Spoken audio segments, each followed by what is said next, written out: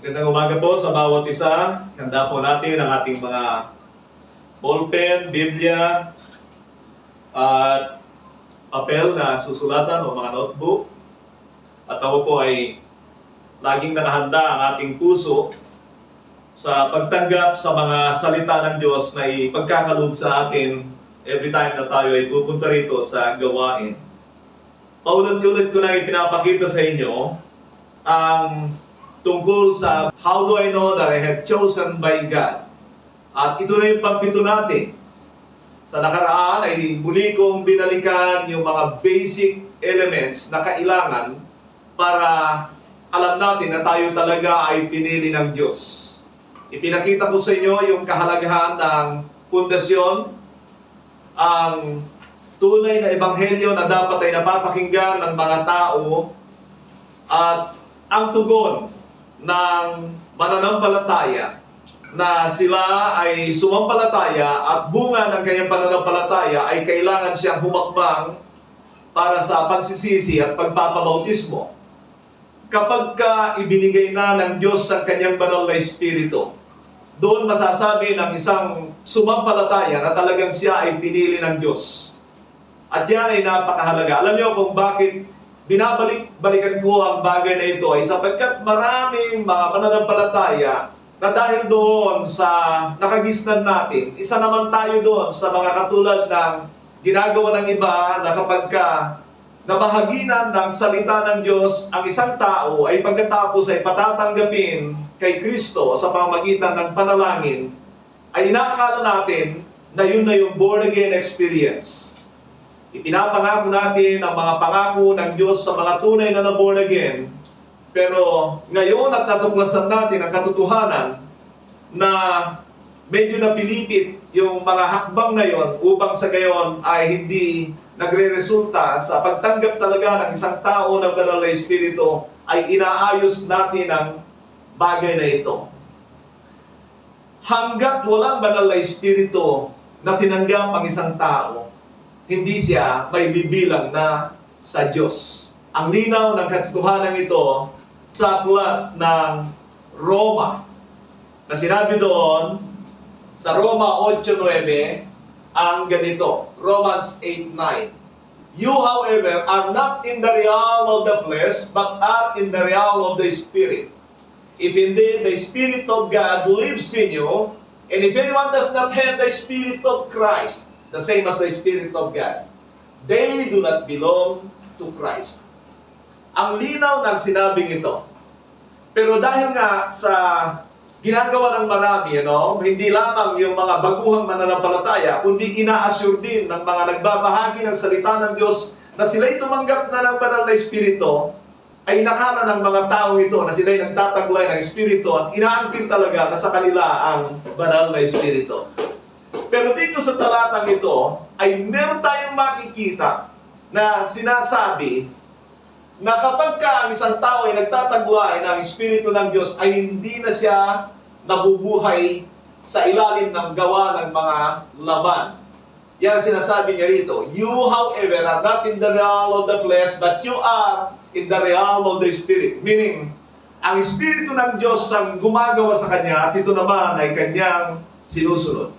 At yan ay isang magandang palatandaan kaagad. Kung ang isang tao ay tumanggap ng Espiritu ng Diyos, hindi tumanggap kay Kristo, sapagkat alam natin na ito ay ginagawa ng maraming mga nagsasabing Kristiyano sa ating kapanahunan na tinanggap si Kristo, pero iba talaga yung tumanggap ng banal na Espiritu. At kung titingnan ninyo ang aklat ng Gawa, ay makikita ninyo na concern ng mga apostol na talagang dapat ay dumating ang banal na Espiritu sa mga sumasampalataya. Obserbahan nyo ang bagay na yan sa aklat ng Gawa, ay hindi mapakali ang mga apostol hanggat hindi tumatanggap ng banal na Espiritu ang mga sumasampalataya sa mabuting balita ni Kristo. Yan ang katotohanan dito. At malinaw naman sa mga ipinakita ko sa inyo, at gusto kong balik-balikan ang mga talatang ito, na hanggat hindi bumababa ang banal na Espiritu sa mga tao, ay hindi talaga sila masasabing sila ay sa Diyos. So, balikan ko lang po ang mga ilang talata, mga kapatid. Baka kasi yung mga iba ay namimiss yung mga video natin. at kailangan kong balikan ang mga bagay na ito. Pero meron pa tayong ibang tatalakayin ngayong araw at papakita ko sa inyo yung tinatawag na saved by grace. At yan ang pamagat natin. Saved by grace. Naligtas sa biyaya ng Diyos. Bago tayo pumunta roon, ay gusto ko muna unti-unting ipakita sa inyo ang saved by grace. Sa aklat ng Efeso 1, ganito po ang sabi. Verse 7, isama ko na po ito. At yan ay makikita nyo kung o-obserbahan niyo na meron ng mga sinasabi tungkol sa mga tumanggap ng Espiritu ng Diyos. In Him we have redemption through His blood, the forgiveness of our sins, in accordance with His riches of God's grace, that He lavishes on us with all wisdom and understanding. He made known to us the mystery of His will, according to His good pleasure, which He purposed in Christ, to put into effect when the time reached their fulfillment, to bring unity to all things in heaven and on earth under Christ. Alam niyo, ang dami ko sanang gustong sabihin sa mga talatang ito, pero hindi pa ito yung nais kong ipakita sa inyo, kundi nandoon sa susunod na bahagi nito. Sabi nito sa verse 11, in Him we were also chosen, having been predestined according to the plan of Him who works out everything in conformity with the purpose of His will. Mga kapatid, pag ito ay tinalakay ko na sa inyo, yung verse 11, mahirapan na tayong magtuloy-tuloy. Sapagkat dito pa lang ay may mga katotohanan tungkol sa mga pinili. Actually doon sa verse 10, ay may mga katotohanan na doon. Pero lalagpasan ko muna ito, babalikan natin later on na mga ito, sapagkat ito ang mga katibayan ng tunay na naligtas sa biyaya ng Diyos. Sabi ng 12, in order that we who were the first to put our hope in Christ might be for the praise of His glory. 13. And you also were included in Christ. Ito po yung gusto ko munang muling ipakita sa inyo, na saka naman tayo masasabi na pinili ng Diyos kapag ka nangyari ito sa atin. 13 and 14. And you were also included in Christ when you heard the message of truth. That is the gospel.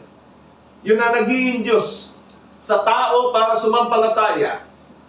Sabi niya, when you believe.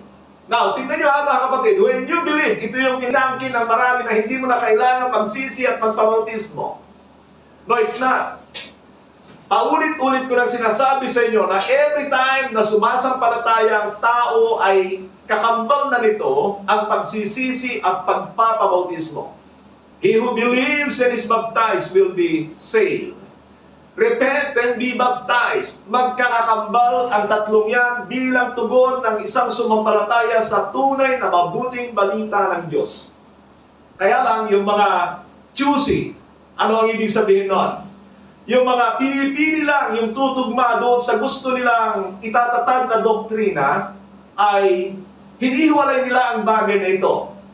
Actually, itong sinasabing ito ni Pablo rito, kung alam nila kung paano naligtas una sa lahat ang mga taga-Ephesus nung una, na kung titingnan ninyo sa chapter 19 na aklat ng gawa, ay may mga sumampalataya at nagpabautismo kay Apollos malamang, makikita yan sa chapter 18, sa dulo nun, subalit hindi sila nagstanggap ng banal na Espiritu, na yan ay pinuntahan ni Apostol Pablo, sila ay binautismohan muli at ipinatong ang kanyang kamay sa kanila at saka sila nagtanggap ng banal na Espiritu. So alam na nila that when they believe, they must have to be baptized with the new covenant baptism and they must have to receive the Holy Spirit. Yun ang katotohanan ng kanilang kaligtasan. Kaligtasan sa kabayaran ng lahat ng kanilang mga kasalanan. Hindi pa kaligtasan sa papunta sa langit o sa impyerno, pero nandoon na ang pag-asa sapagkat ang tunay na naligtas ay pinagkakalooban ng banal na Espiritu ng Diyos at katulad ng sinabi ko sa inyo, na kinumpleto na ng Diyos ang mga tunay na sumasampalataya, tunay niyang pinili para sa kanilang pagpapatuloy. Pero para ipakita naman ang katotohanan na kailangan ay mabuhay tayo sa pananampalataya, ay meron pang mahalagang bagay na gagawin tayo, katulad ng alamin ang kalooban ng Diyos, pag-aralan ang mga batas ni Kristo, sundin ang mga ito. Hindi nagtatapos doon sa tinanggap lang si Kristo o tumanggap lang ng kaligtasan. Inaalis yun ng marami sapagkat inakala nila na one time ang kaligtasan at hindi nila alam na inililigtas tayo ng Diyos mula sa kasalanan in 3 stages. Kaya makikita natin sa Biblia yung save, being saved, and will be saved. Save, being saved, and will be saved. So, tatlong kapanahunan ng kaligtasan sa banal na kasulatan. At yan yung justification, sanctification, and glorification. Say amen. Sabi niya rito, when you believe, you are marked in Him with the seal, the promised Holy Spirit. Yan ang tanda. Minarkahan tayo ng Diyos. Hindi yung tatak, kundi yung pananahan ng banal na Espiritu sa atin, who is a deposit guaranteeing our inheritance. Kung meron kang banal na Espiritu, there is a guarantee na talagang gagawa ang Diyos sa iyo para marating mo yung layunin ng Diyos sa buhay mo at yung walang hanggan. Now, sabi niya rito, until the redemption of those who are God's possession to the praise of His glory. Diyan ay makikita natin na talagang kinumpleto na tayo ng Diyos, pero sinelyohan niya ang kanyang mga pinili ng banal na Espiritu. Now, tingnan niyo ito mga kapatid. Bakit ko inuulit-ulit ang bagay nito? Because without the Holy Spirit, you can never live the life God intended you to be. Kahit nandyan pa yung predestination, kahit nandyan pa yung lahat ng mga kailangan natin, without the Holy Spirit to help us, hindi natin magagawa ang kalooban ng Diyos. Failure lang. At ang problema ay yung kinagisnan natin na tinanggap lang si Kristo. Wala talagang assurance na nagtataglay ng Espiritu ng Diyos. Minadali ang mga kaligtasan ng tao at pinangangakuan ng mga magaganda, pero yung pagpapatuloy na pamumuhay para sa Panginoon ay nawawala dahil wala na yung tinatawag na sanctification process towards Christ-likeness. Nandoon na yung mga sinasabi kong ito sa inyo sa Efeso Kabanata 1. Ay makikita natin yung predestination natin ng tunay na tumanggap ng biyaya ng Diyos. Those who were saved by grace, makikita nyo na meron na talaga silang predestined. Ano yung predestined na yun?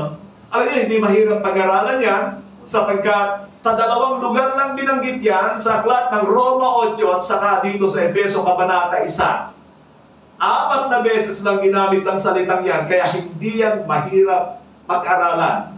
Pero, para ang diablo ay magtagumpay, kailangan niyang pilipitin ang mga meaning nito at ginawa niya sa pamamagitan ng kanyang mga lingkod. Sabi rito sa aklat ng 2 Korinto, muli kong binabalikan sa inyo itong mga talatang ito para ipakita na hanggat walang Espiritu ng Diyos sa isang tao, kasi ito ang pinakasusi. Ito yung pinakaselyo ng Diyos. Ito ang katibayan na ikaw ay sa Diyos. At kapag pinananahanan ka ng Espiritu ng Diyos, hindi maaaring walang gagawin ng Diyos sa buhay mo.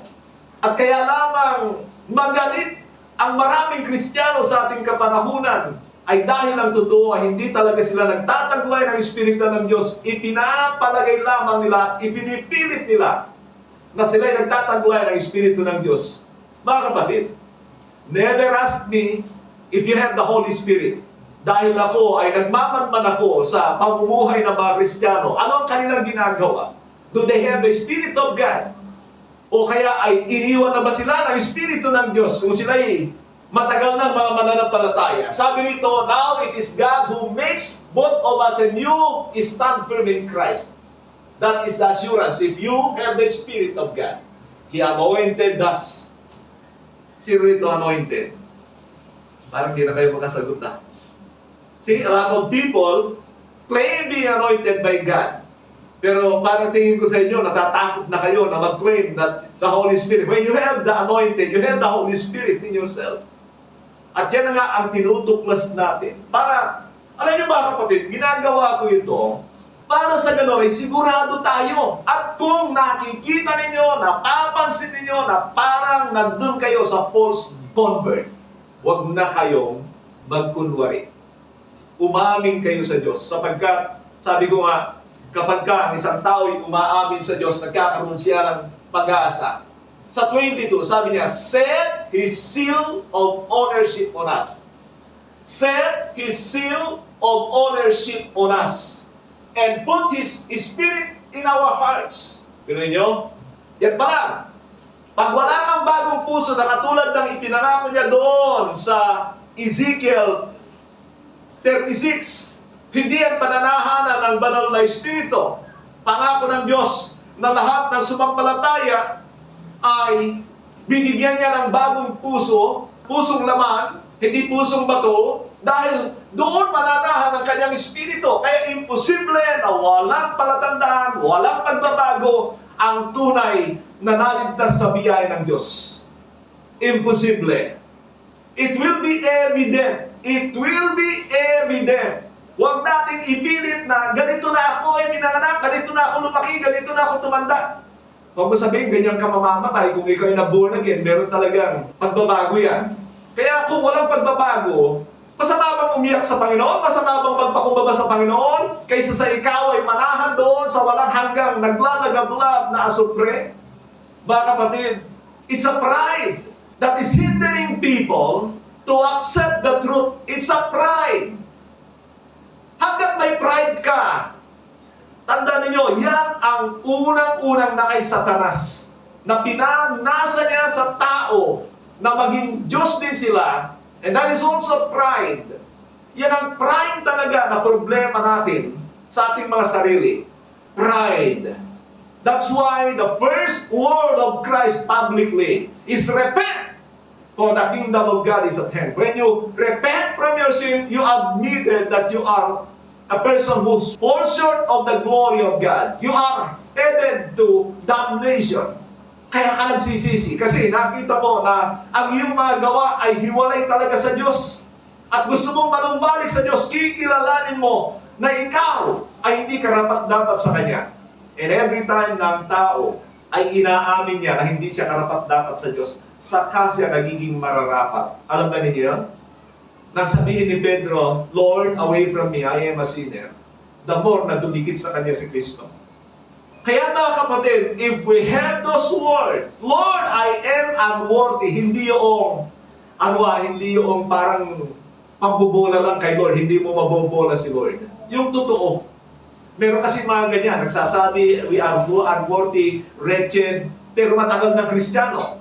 Ang sinasabi ko sa inyo rito ay yung para ikaw ay patawarin at lapitan ng Panginoon ay sa mga baguhan ito. Pero marami nagko-cover dyan sa kunwaring mapagpakumbabang salitang yan. We are wretched. Hanggang ngayon, wretched ka pa. Hanggang ngayon, wala ka pang power ng Holy Spirit sa buhay mo. It is because you don't have the Holy Spirit of God. Tingnan niyo ito, mga kapatid.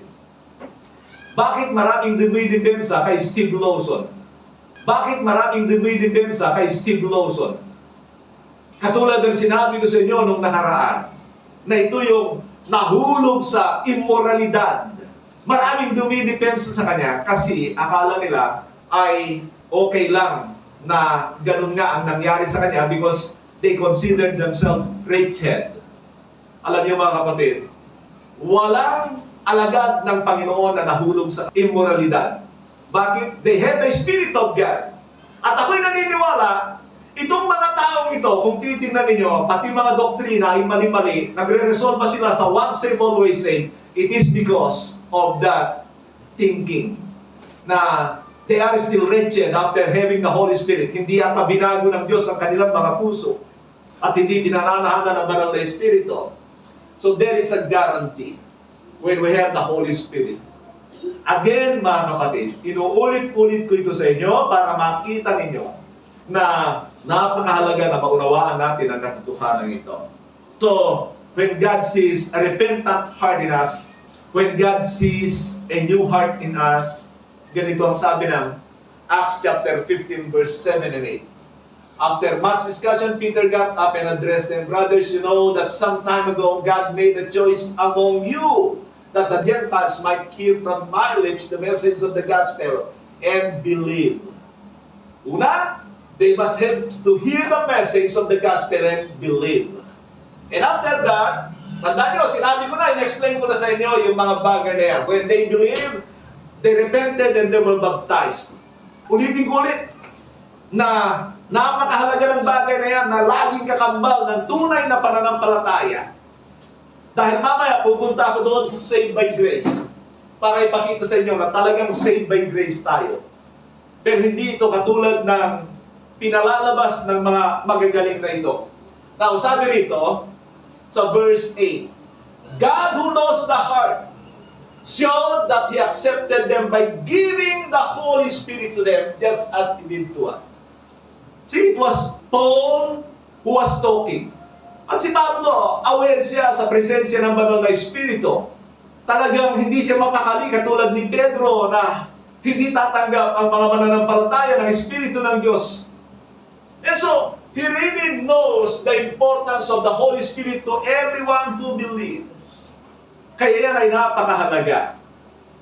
Kaya ito mga kapatid, again and again, unless you have the Spirit of God, magalit ka talaga kung ano-ano pamumuhay mo, hindi ka makakapagayos, you can never do the exact life God wanted you to become. Hindi, wala tayong kapangyarihan doon. Kaya huwag nating ipilit na meron tayong banal na Espiritu pero hindi nababago ang ating mga buhay, hindi nababago ang ating mga direksyon, hindi nababago ang ating mga pinakananais. It is impossible. Kaya kahit manatili tayo dito, sabi ko nga, I'm not in a hurry to go and continue with this topic na hindi talaga makikita sa atin ang presensya ng banal na Espiritu because it's useless. Walang kwenta na tayo ay nandirito, natututo tayo. Maraming ganong tao. They are just after having knowledge, keeping up knowledge, and ang gagawin niya ay daya-dayain niya ang kanyang sarili. After this, mga kapatid, ay makikita nyo na there is a need to be filled with the Holy Spirit. And tandaan ninyo, kapag ibinigay ng Diyos ang banal na Espiritu, hindi talaga niya kinakount ang ating mga ginawa sa nakaraan, good or bad. Hindi niya binibilang yon sapagkat sumampalataya tayo sa nagbayad sa ating kasalanan. Hindi niya binilang yung masamang ginawa natin, pero dapat ay kilalanin natin. At hindi rin niya ibinibilang ang anumang magandang ginawa natin kasi wala namang kwenta yung mga yon dahil ginawa natin para sa karangalan natin.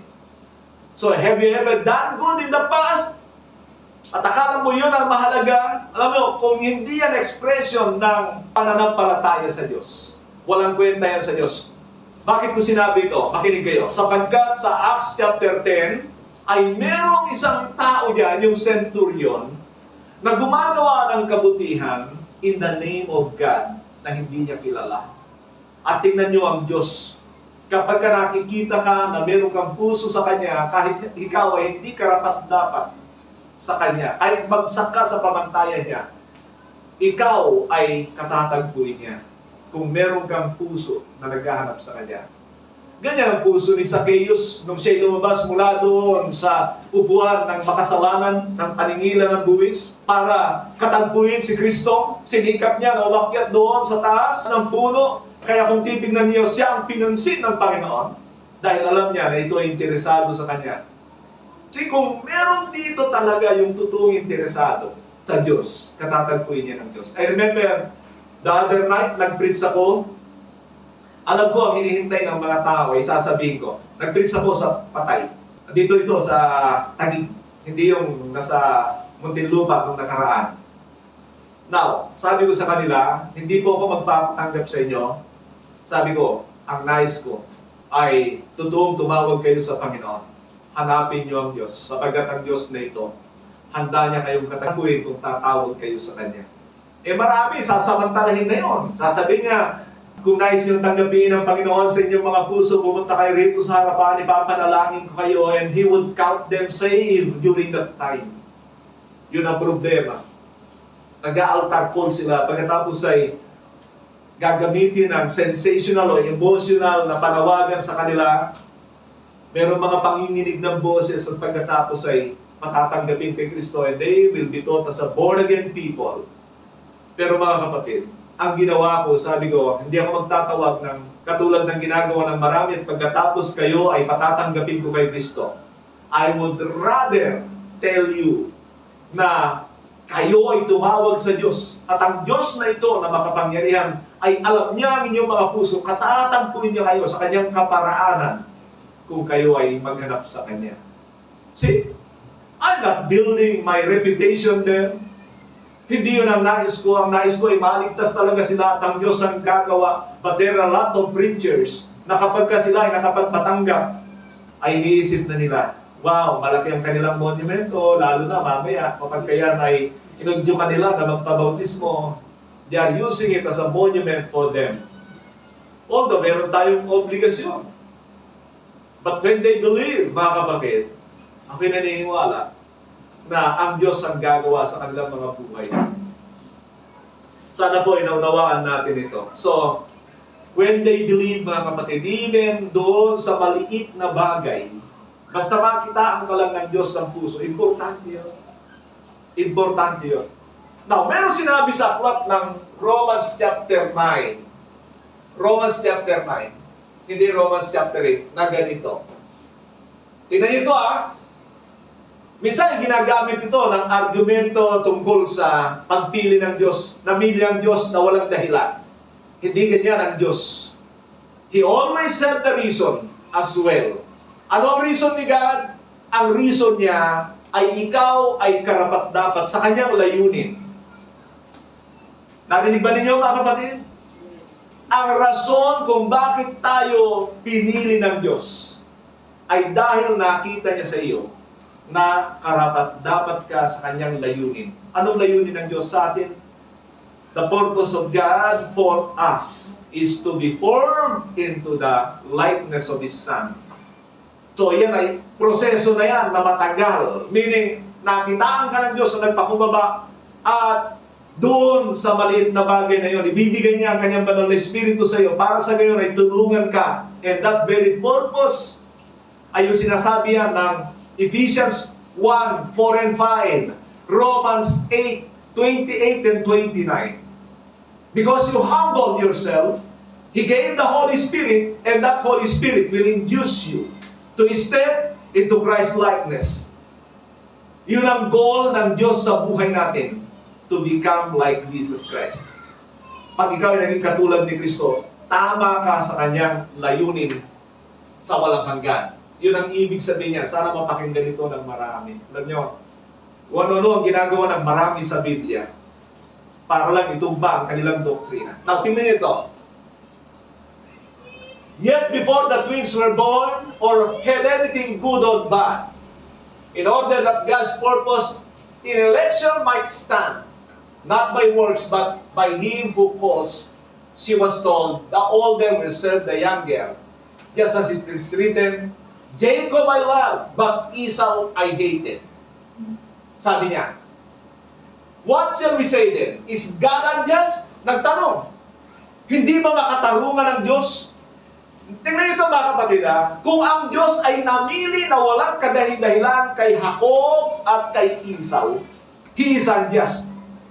Pero kung titingnan ninyo, sa kasimula pa lamang, kambal itong si Esau sa si Jacob. At doon sa sinapupunan ng mga magulang, ay meron ng pagpapaligsahan. I think that is in Hosea 12, 3 and 4, na nandoon yung pagpapaligsahan ng kambal sa loob ng tiyan. Minsan ay gusto kong maniwala ang katotohanan na kahit mga sanggol sa sinapupunan, ay they are aware of something. Pero hindi ko alam kung bakit gano'n. But anyway, hindi ako marunong doon sa science pagdating sa gano'n. But because of these things, katulad na rin bawa nung mga kambing na inalagaan ni Jacob later on na kailangan nilang paglihian yung kanyang ginagawang may mga batik-batik. and it affected yung kanilang panganganak. Yun ang ibig ko sabihin sa mga yan. Those are things na hindi ko maunawaan because I'm not a scientist. But because the Bible says so, pinapaniwalaan ko. Now, tingnan niyo ito. Sabi niya, just as it is written, Jacob I loved, but Esau I hated. What shall we say? Is God unjust? Not at all. For he says, Moses, I will have mercy on whom I will have mercy, and I will have compassion on whom I have compassion. It does not therefore depend on human desire or effort, but on God's mercy. Now, tingnan niyo ito. Ang dami rito. Pagkatapos niyang banggitin si Jacob and Esau, nagpunta naman kay Moses. Nang sabihin niya kay Moses, I will have mercy on whom I will have mercy, and I will have compassion on whom I will have compassion. Kung titingnan niyo, yan yung sinasabi niya kay Moses when the times na nasa conflict siya kay Pharaoh, na pinatigas ng Diyos ang puso ni Paraon. Pero not without a reason. Bakit pinatigas ng Diyos ang puso ni Paraon? Kung titingnan nyo sa chapter 3, bago pa pumunta si Moises sa Ehipto, sinabi niya na kay Moises, Moises, the heart of Pharaoh is unyielding. Matigas talaga ang puso niya. Pero later on, for God to be glorified at makita ng mga Israelita, ang ginawa ng Diyos, pinatigas lalo para hindi na siya makapagsisi. So tingnan nyo yun mga kapatid. Huwag na huwag niyong patigasin ang puso at sasabihin nyo na kaya naman itong palambutin ni Lord. Hindi. Lalo niyang patigasin yan. Pag pinapatigas nyo ang inyong mga batok at puso, kailangan tayong magpakumbaba. Now sabi niya, I will have mercy on whom I will have mercy, and I will have compassion on whom I will have compassion. O tingnan mo, nasa habag yan ng Diyos. Now, tingnan yun to. Sino ang hindi nangangailangan ng habag ng Diyos? Halimbawa, kay Jacob at kay Esau, o Esau at kay Jacob. Sino ang hindi nangangailangan ng habag? Silang dalawa ay nangailangan ng habag. Amen ba kayo? For all have sinned and fall short of the glory of God. Lahat tayo nangangailangan ng habag ng Diyos. Pero kapag walang nakikita sa puso mo ang Diyos, na katulad ng nakita niya kay Jacob, Jacob, later on ay makikita natin na interesado siya sa pagkapanganay, na kahit mali ang kanyang ginagawa, alam ng Diyos yun eh. But the thing is that Jacob is interested with the plan of God, the blessing ng pagiging panganay, at yun ang naging Diyos sa Diyos. At nakita naman ng Diyos si Esau, if you read Hebrews chapter 12 verse 15 to 17, na wala siyang pakundangan na sundin ng Diyos. Na kahit sa isang platong pagkain, ay pagpapalit niya ang plano ng Diyos sa kanyang buhay. Kahit sa isang platong pagkain, ay pagpapalit niya ang plano ng Diyos sa kanyang buhay. That is Esau. And he missed the grace of God. Sabi doon sa chapter 12, verse 17 ng Hebrews. He missed the grace of God. Why? Because he doesn't have an interest with the plan of God. While Jacob, hindi karapat-dapat si Jacob na katulad niya, katulad natin, but because Jacob is interested with the plan and purposes of God, yun ang dahilan kaya niya pinili ito. And that is saved by grace. Grace, doon sa Ephesians 2:8 and 9, means mercy. Tingnan natin ito. Punta tayo roon. Sabi niya rito, sa Ephesians 2:8 and 9 and 10, isama ko na yung 10. For it is by grace you have been saved. Tandaan niyo, pag sinasabi ito, it is by grace, ang katumbas niyan ay mercy. Now, mga kapatid, hindi lahat ng grace sa Biblia ay nangangahulugan ng mercy ni God. Sapagkat kung titingnan niyo later on sa aklat ng 1 Peter 4:10, ay makikita niyo yung tinatawag na abundant provision of grace. Sabihin natin, abundant provision of grace. Abundant provision of grace. At pagkatapos ay sa Romans 5:17, na binabanggit doon na various doon sa 1 Peter, dito sa Romans ay abundant provision of grace. Meaning, hindi yan iisa.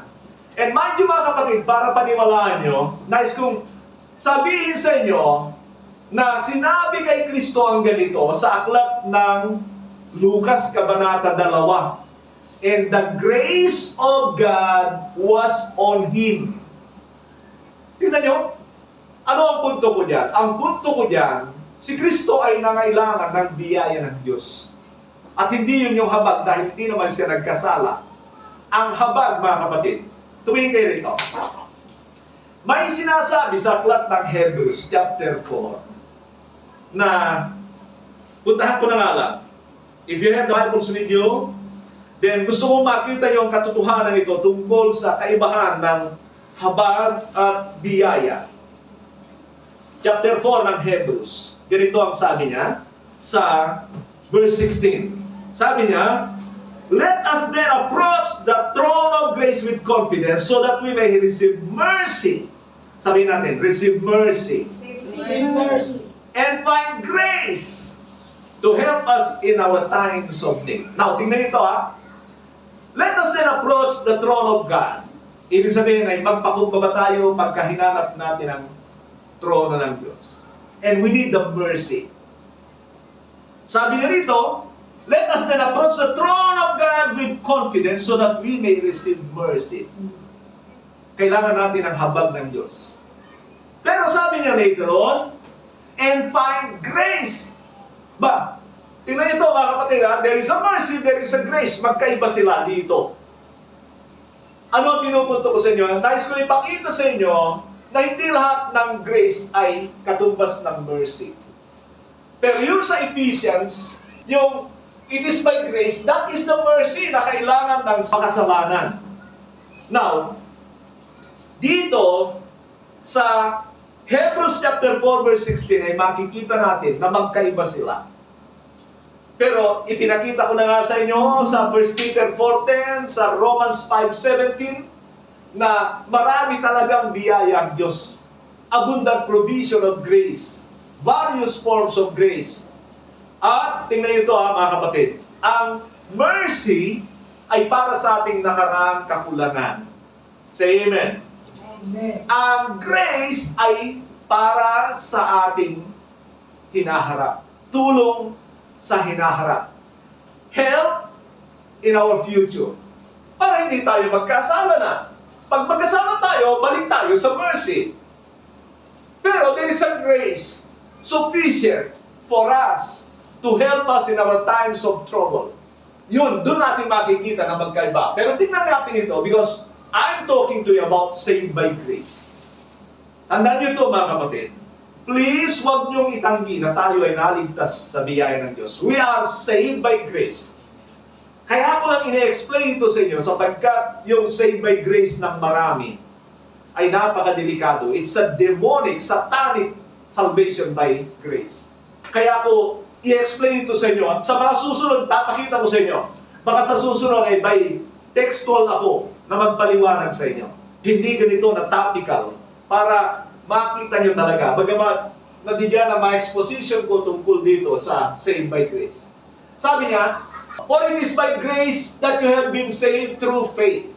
Okay, through faith, sa pamamagitan ng pananampalataya. And tandaan niyo, every time there is a faith, mula doon sa isang makasalanan, kailangan niyang magsisi at magpabautismo. Huwag nating alisin yun sapagkat yun ang ibig sabihin ng sumasampalataya sa mabuting balita. And this is not from yourselves. Yan yung sinasabi ko sa inyo, never na kinakount ng Panginoon yung ating mga nagawang magaganda sa nakaraan.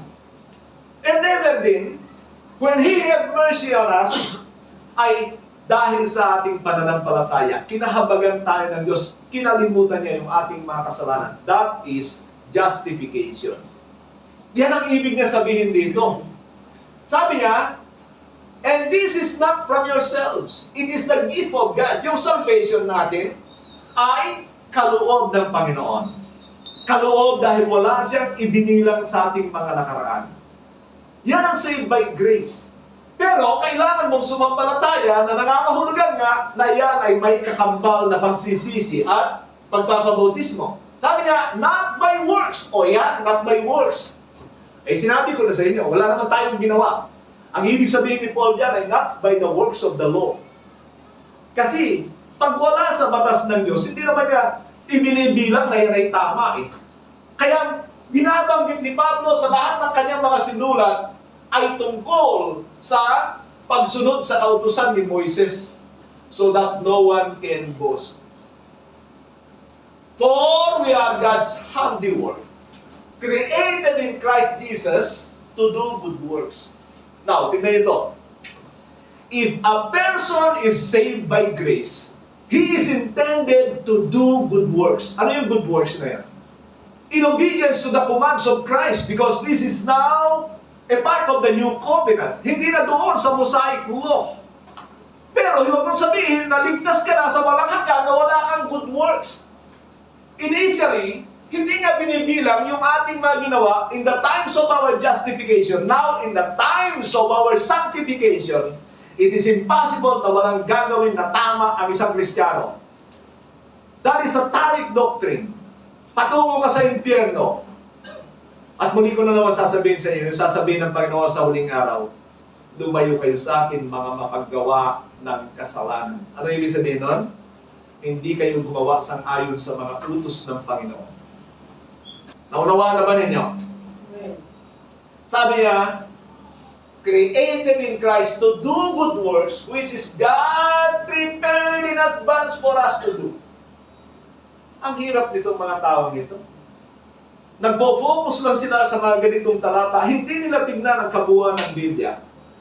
Para tignan kung pag ikaw ba naging Kristiyano na, okay ka na, sumampalataya ka lang kay Kristo, walang hanggan na inyong kaligtasan. No. You were saved from your past sins, but have to be saved from the power of sin by obedience in Christ and with the help of the Holy Spirit. Yan ang susunod na hakbang ng ating kaligtasan. Alam niyo mga kapatid, when you get into the book of Acts, sa Acts chapter 2, there is where the church was born. Kailan may pinanganak ang Iglesia ng Diyos? When the Holy Spirit came to the 120 believers. Alam ba ninyo yan? Hindi doon sa 3,000. Sapagkat later on, pagkatapos ni Pedro na mangaral, ay 3,000 ang sumampalataya at na-convert. Ang Iglesia ng Diyos ay ipinanganak nang dumating ang Espiritu ng Diyos sa kanila, and they were only 120 in the upper room. Say amen. Doon ipinanganak ang Iglesia. At dahil maraming mga mistisuhing Hudyo doon, nang sila'y nagsipagsalita ng iba't ibang wika, mga lasing lang yung mga yan. Doon nag-umpisa na si Pedro ay mangaral. Makinig kayo. At yung preaching niya, that is the first preaching of the gospel. At nung sila'y sumampalataya ay nagtanong, brothers, what shall we do? Ano sinabi ni Pedro? Repent and be baptized, every one of you. Hindi niya sinabing, oy, sumampalataya na kayo, saved by grace na kayo. No. Tingnan niyo ito This is the first preaching of the gospel. And when the people believe that gospel and they ask question, brothers, what shall we do? Ang sagot ni Pedro ay, repent and be baptized, every one of you, in the name of Jesus Christ, for the forgiveness of your sins, and that you may receive the gift of the Holy Spirit. At ano sabi doon? And after that, he warned them and pleaded with them, save yourself from this corrupt generation. Hindi pa siya tumitigil. Nagmakaawa pa si Pedro sa kanila. He pleaded with them, save yourself from this corrupt generation. Huwag na kayong mabuhay ng katulad ng dati. And there were 3,000 who were converted during that day. At ano nangyari sa kanila mga kapatid? When you read the book of Acts, chapter 2, after they believe, tingnan niyo ito sa Acts chapter 2, sabi rito sa verse 42, ito yung mga converts na totoo. They devoted themselves, ano sa Bible niyo? To the Calvinist teaching. Tama ba? Apostles' doctrine. Hindi pala Calvinist teaching. Hindi pala Ligorist teaching. Hindi pala Lawson teaching. Alam niyo, sinasabi ko ito dito sa mga taong ito, hindi pala Reformed teaching ang mga turo ng mga apostol. Alam niyo Ang dami namin ginagawa sa katuruan ngayon. Sinasabi ko nga, simple lang, bumalik lang kayo sa Biblia. At ang turo ng mga nauna sa atin, mga apostol, they call it Apostles' Doctrine. Eh di, Calvinist na, Arminian na, kung ano na mga tinuturo ng mga taong ito. Alam niyo, nalulungkot ako. At the same time, nahahabag ako sa mga taong ito sapagkat ang daming isasama nito sa kapahamakan. Biruin mo, ang dami mo namang dapat sundaan. Simple lang naman eh, sumunod ka lang, bumalik ka lang sa Biblia eh. Eh ang kaso, ang focus ng mga taong ito, ang daming leader sa Pilipinas, Calvin, Arminian, ano ba? Ha? Ito mga nahulog na sa immoralidad. Hindi ka pa aalis sa kanya. Yan ang palatandaan na hindi mo alam na dapat ay nagtataguay kayo ng Espiritu ng Diyos. Saan ka nakakita ng mga apostol na gano'n? No. Because inidepensa pa yung pagkahulog ni Lawson sa immoralidad. Ang daya na walang Espiritu ng Diyos sa tao yan. Kaya tignan nyo ang turo. Ayun, magre-resolve ba yan? Lalo na patatatagin niya yung once saved, always saved niya.